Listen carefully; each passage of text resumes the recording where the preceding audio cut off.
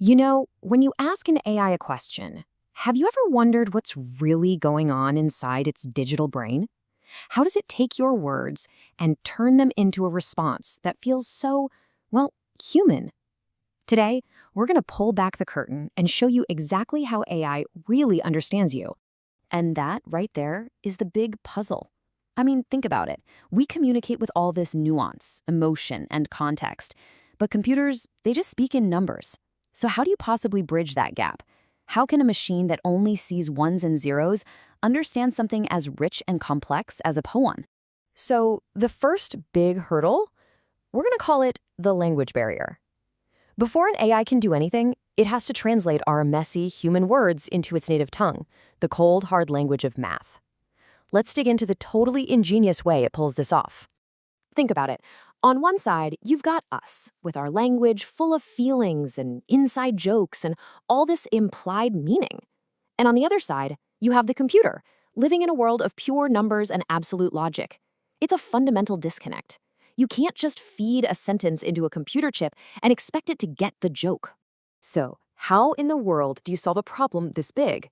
Well, it turns out the answer is this incredibly elegant, beautiful idea. What if you could create a map of our entire language? A giant, detailed map where every single word and even every concept has its own unique address. And this big idea? It's called text embedding. It's basically a way of turning our words into a long list of numbers. But here's the key. You have to think of that list of numbers as a set of coordinates. So just like you can find any city on Earth with its latitude and longitude, an AI can find a word's meaning by looking up its unique coordinates on this giant language map. And here's the really brilliant part about this map. It's how it's organized. Words that have similar meanings, like king and queen, they're placed really close together. But words with totally different meanings, like king and, say, cabbage, they're put super far apart. This relationship, this physical distance on the map, is everything. It lets the computer understand meaning just by doing math, by calculating the distance between 2 points. Now, I wanted you to get this picture out of your head of like a flat paper map. No. To capture all the tiny nuances of our language, things like tone and intent, these maps have to be what's called hyperdimensional. In fact, a modern model from a company like Cohere uses 4,096 different coordinates, or dimensions, just to plot the location of a single sentence. That is the mind-boggling scale we're talking about here. Okay, so we've got this amazing map where every word has an address. That's a huge leap forward. But language is tricky.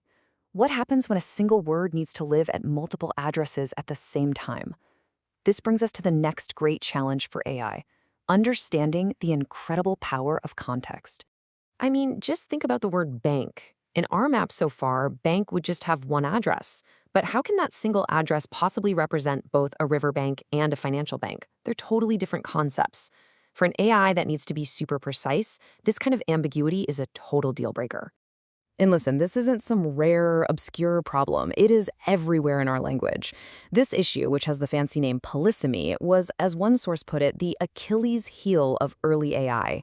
If they couldn't crack this problem, true understanding it was never going to happen. So the solution? It's a process that's just incredible. It's called an attention mechanism. And the big idea here is that instead of a word having one fixed address, its location on the map becomes totally dynamic. Its coordinates can literally shift and change, all based on the other words around it. It's like the map is redrawing itself on the fly, just for that one sentence. Let's walk through how this actually works. The word bank starts out with a kind of general default address. But when the model pays attention and sees a word like river nearby, it mathematically nudges the coordinates for bank closer to the coordinates for river. And poof, a brand new, temporary, and perfectly contextualized address is created just for this sentence. The ambiguity is just gone. This is how the AI figures out the exact meaning you intended. Okay, let's take a breath. We now have this dynamic, self-correcting map that gets meaning and context. But understanding is only half the story, right? How does an AI use this amazing map to actually create something new, like write a story for you? Well, that's the job of the prediction engine. And that engine is something you've probably heard of, a transformer model. You can think of it as the master navigator of our language map. It takes your prompt, uses that amazing attention mechanism to figure out all the context, and then it does one thing that's both super simple and unbelievably powerful. It predicts the single most likely word that should come next. Now, what happens next feels like pure magic, but it's really just a super clever, super effective loop. You give it a prompt like, write a story about a dragon. The transformer looks at that and predicts the most likely next word is once. Then, and this is the cool part, it sticks that word on the end of the prompt and feeds the whole new sentence back into itself. Now it's looking at a dragon, once, and it predicts a pun. And it just does this over and over and over again, one single word at a time, building these complex, amazing sentences out of that simple loop. That process is the very heart of generative AI. And that's basically it. When you combine all these ideas, the language map from embeddings, the context awareness from the attention mechanism, and that word-by-word prediction from the transformer engine, you get the complete foundation for the powerful AI tools we're all using every single day. And look, this isn't just some abstract theory. This is the stuff that's running in the background of your life. It's what powers a search engine that understands what you mean, not just the words you typed. It's what's behind the scenes classifying your spam email. And of course, it's what lets the chatbots we talk to hold a conversation that actually makes sense. So, just to recap our whole journey here, we started with a basic problem: how to turn our words into numbers a computer gets. We solved that by giving them coordinates, or embeddings. Then, we solved the problem of words with multiple meanings by adding context, using the attention mechanism. And finally, we used that contextual map to generate entire conversations with transformer models. You know, this ability to literally map our language mathematically, it's given machines a totally new way to process and understand our world. It's a really fundamental shift, and it leaves us with this huge, fascinating question.